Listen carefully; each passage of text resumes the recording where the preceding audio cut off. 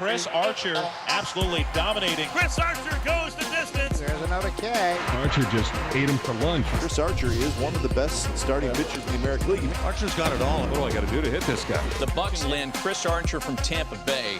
His ability to go out there every fifth day and give you a quality start and a chance to win is huge. Up with strikeout number 7. Goes down on a big K for Archer. Free agent right-hander Chris Archer in agreement with the Rays. And expect him to have a very productive 2021 season. All right, back on MLB Tonight. Chris Archer going back to the place where it all started. And Chris is tweeting out he's super hyped, but to say the least, we're super hyped because Chris is joining us now on MLB Tonight. Chris, thanks for hanging out with us, man. Fran Charles, Al Leiter, and John Smoltz. So first of all, I know, ways back, you had the thoracic outlet syndrome surgery dealing with your shoulder. How do you feel now back in Tampa Bay and back getting set for 2021? I feel great. First of all, thanks for having me on. It's always a pleasure to join MLB Network. And I heard John talk, I think it was yesterday, about the eagerness and the desire and the hunger whenever a pitcher misses a season, whether it's from opting out or whether it's from injury or whatever it may be. And I'm super, super hungry, and I'm glad that the thoracic situation is behind me. I dealt with it for a while, and I thought it was something completely different. I was treating something completely different. And as you guys can see in this video, I did some things delivery-wise that I think is going to take stress off my neck and shoulder. And that's the beauty of the rehab process. You're not just rehabbing that one specific injury. You're trying to delve into the different things that may have caused that one injury, iron those things out as well. And I think I did a great job of that with my PT the last 10 or so months. Chris, it's Al here, and I'm curious, just injury and health aside, moving forward, you're back, as Fran said, in Tampa Bay, where it started for you in the big league career. What are you working on, have thought about, kind of take your career where it is now? You've been around for a while. And specifically, what are you working on to be better? Well, the last year or so, the injury was a major problem. I didn't have the greatest feel. I didn't have the greatest command. I was very inconsistent. So part of it is just strictly being healthy, but also being in a good environment like Tampa Bay. Their pitching coach there, Kyle Snyder, is amazing. The front office there is great. They've already shared some things with me that I should focus on, and it's really getting back to who I was from 2013 to 2018.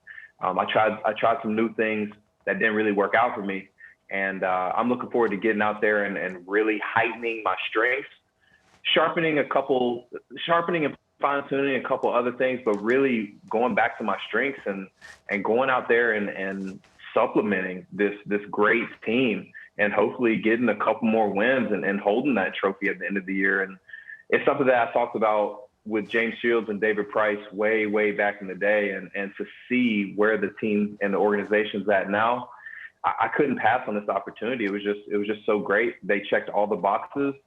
I trust the training staff, the city I'm very familiar with. Like I said, the front office, the coaching staff, and the team itself is really good. And I'm ready to get out there in the AL East and compete again.